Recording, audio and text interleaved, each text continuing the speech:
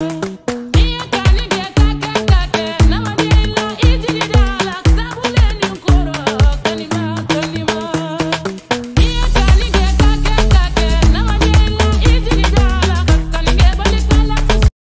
tous, ça fait quelques jours que j'ai été absent sur les réseaux, mais voici encore de retour. J'espère que vous vous portez bien et vous avez passé un agréable week-end. Voilà une semaine qui débute. Je profite de l'occasion pour vous souhaiter une très belle semaine sous la bénédiction divine. Sans plus tarder, j'ai juste un sujet très important dont j'aimerais revenir là-dessus. Le sujet de la CEDEAO et l'AES. Piégé par la CEDEAO, le président Patrice Talon, point d'interrogation, ou par la France.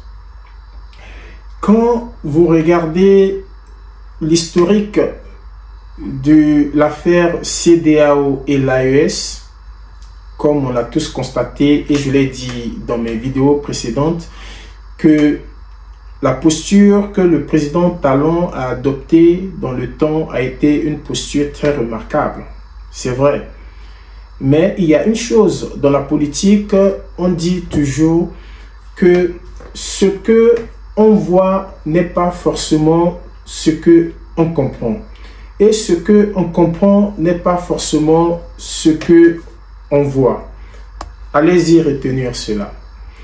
Donc, quand je vous laisse écouter l'intervention du président Patrice Talon il y a quelques mois, j'ai juste l'impression de croire que le président Talon a été manipulé ou piégé, selon mon humble opinion.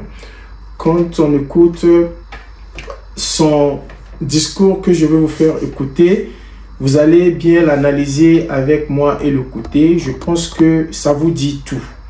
Ce qui se passe derrière quand on voit nos dirigeants, c'est très facile de les juger, mais les dilemmes dans lesquels ils vont se mettre des fois, pour certaines raisons, on est des fois ignorant. Mais il est évident d'agir selon ce que nous voyons, ce qui est correct. Mais est-ce que ce que nous voyons nous permet de comprendre réellement ce qui se passe derrière les rideaux? C'est pas évident. Alors, telle a été la situation du président Talon. Je ne suis pas non plus en train de trouver des excuses, mais son discours me laisse croire que il se rend compte que ça a été une manipulation. Il a été exposé à une manipulation. Certes, il ne va pas le dire publiquement, mais vous voyez dans son langage qu'il y a un regret qui va avec. Je vous laisse écouter le discours. C'est contre le Niger. Et des sanctions dures, qui en fait ne sont pas destinées à durer dans le temps. C'est des mesures, quand on les prend, on estime que bon, au bout de quelques jours, quelques semaines, ça va se faire. Ils vont revenir à l'ordre. Une semaine, 2 semaines, 1 mois, 2 mois, 3 mois passent, ça ne change rien. C'est pour ça que j'ai eu à le dire il n'y a pas longtemps que le moment est arrivé pour faire le point, savoir si les mesures qui ont été prises ont produit leurs effets ou non. Quand ce n'est pas des mesures qui sont destinées à durer dans le temps, parce que ça pose des préjudices graves aux populations, il faut être réaliste. Et d'ailleurs, le président béninois, le président togolais, nigérien et consorts, ils ne vivent pas au Niger, ni au Burkina. Donc parfois aussi, il faut être humble. Nous ne savons pas quelles sont les vraies réalités de ces pays. Quand vous écoutez le discours du président Talon, vous êtes d'accord avec ce que je suis en train de dire. C'est vrai, le président a réalisé la réalité, mais comment tourner la situation? L'équation devient difficile. Et voilà à quoi le président Talon est en train de faire face pendant des mois et des mois, dont nous, les populations, passons le temps à le critiquer. C'est vrai, on ne peut que agir sur ce qu'on a vécu, certes, mais le président, je pense qu'il se trouve dans un dilemme qui est très très délicat. Malheureusement, il s'est fait prendre par le piège de la CEDEAO et l'impérialiste, précisément la France, qui l'a poussé à adopter une posture, le fait de la proximité des frontalières entre le Bénin et le Niger. Donc, le président Talon a été le meilleur pilier qu'il fallait manipuler afin de mettre la pression sur les autorités nigériennes pendant la situation. Donc, je pense qu'aujourd'hui, le président Talon a le dos contre le mur. Comment il faut sortir de cela, ça reste encore une grande équation. Donc, par rapport à cela, aujourd'hui, l'AES est en train d'adopter une position qui est très claire. Et cette position, je pense qu'on est tous conscients qu'il y a une détermination dans l'AES pour faire bouger les choses, pour donner une dignité à l'Afrique. Alors, l'AES a pris une direction aujourd'hui que nous constatons tous, toute la jeunesse soutient aussi, c'est que la CEDEAO, il n'y a aucun retour de l'AES à la CEDEAO. Il n'y a pas question. Pourquoi? Simplement parce que la CEDEAO continue à être manipulée par les puissances extérieures. On est tous conscients. Depuis que l'AES est sorti de la CEDEAO, les 3 pays constituant l'AES, qu'est-ce que la CEDEAO a entrepris pour aujourd'hui rassurer l'AES qu'il est nécessaire que l'AES revienne dans cette organisation. L'AES est préoccupée par l'éradication du terrorisme.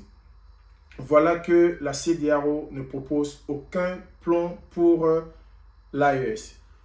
La CEDEAO fait que répéter et souhaiter le retour de l'AES en évoquant des inconvénients sur la sortie de l'AES. Là n'est pas le problème. Le problème, c'est de proposer une solution qui est aujourd'hui une solution qui doit servir de lutter contre le terrorisme qui est un fléau global dans la sous-région.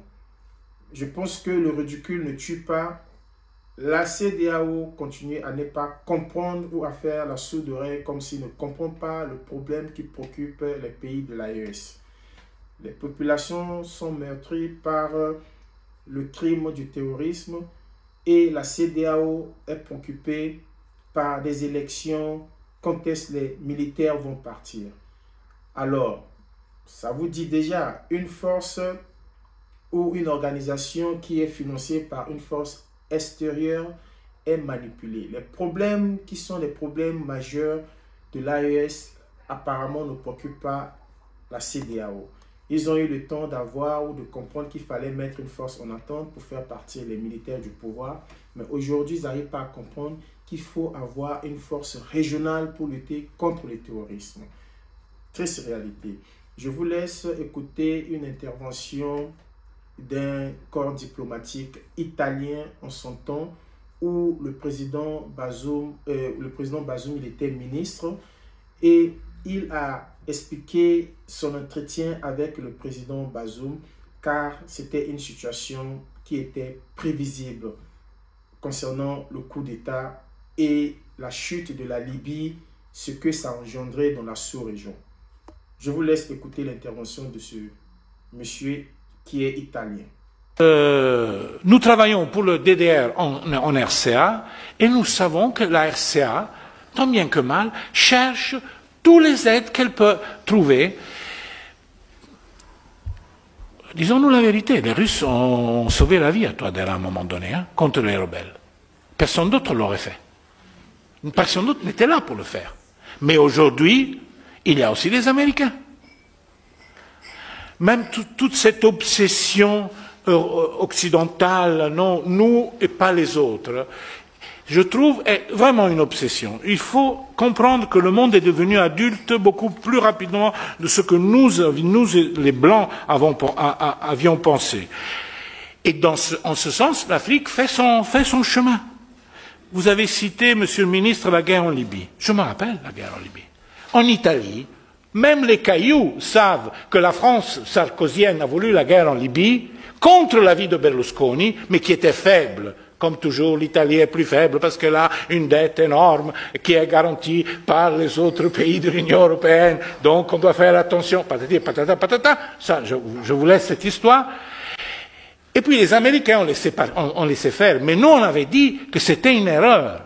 À l'époque, Bazoum était ministre des Affaires étrangères. Il m'a demandé de voir notre ministre des Affaires étrangères de Berlusconi qui s'appelait Franco Frattini, aujourd'hui il est mort, que tu as connu.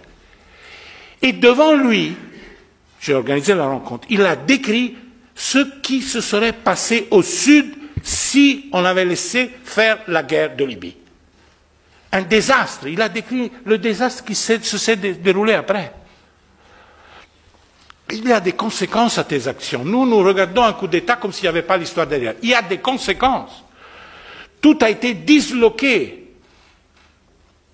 Cela veut dire que que je suis partisan de Gheddafi, que Sant'Egidio a rencontré Gheddafi à l'époque.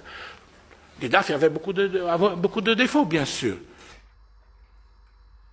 Suite à cette intervention, vous vous rendez compte que il n'y a aucune raison pour l'AES de repartir dans la CEDEAO.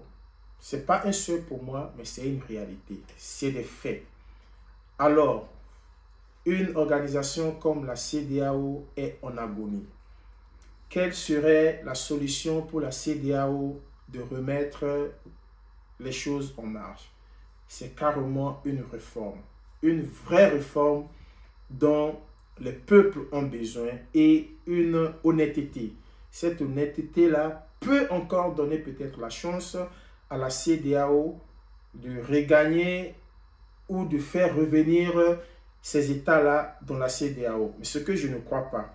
Alors, pourquoi la CEDEAO ne peut pas être dissous comme organisation et réformer ça en créant une alliance nouvelle avec les pays des États de l'AES afin de redonner une indépendance à cette organisation. Elle peut ou ne pas être appelée encore CEDEAO, elle peut être appelée par un autre nom, mais qui va permettre à tous les pays de la sous-région de se reconstituer et de prendre un départ ensemble. Car la détermination de l'AES ou des présidents de l'AES est beaucoup soutenue par la jeunesse et par l'ensemble des pays africains. Même s'il y a des pays africains dont les dirigeants n'expriment pas cela, mais au fond de tout un chacun de nous, on sait clairement que ces dirigeants sont beaucoup soutenus par leurs actions, car c'est des vraies actions, ils sont déterminés. Là, ils viennent de mettre carrément une confédération en place. C'est comme ça a commencé avec les BRICS et aujourd'hui, on est là où on est. Alors, soutien à l'AES, vive l'AES et je pense qu'on y arrivera. Ça va prendre le temps que ça va prendre, mais soyons vigilants car cette détermination vaut la peine pour les États de l'AES. Alors, sans plus tarder, je ne veux pas traîner sur mon intervention. Je profite pour vous rappeler que le 21 juillet, entre 15h et 16h, je serai en live sur un sujet très important qui est la diaspora et l'entrepreneuriat en Afrique. Je vous invite à activer vos cloches de notification afin de me suivre en temps et en live. J'aurai une intervention directe depuis le Bénin dont je vous laisse je me réserve le droit de vous laisser surprendre par cette intervention qui viendra du Bénin et j'aurai des invités de taille qui seront sur le plateau.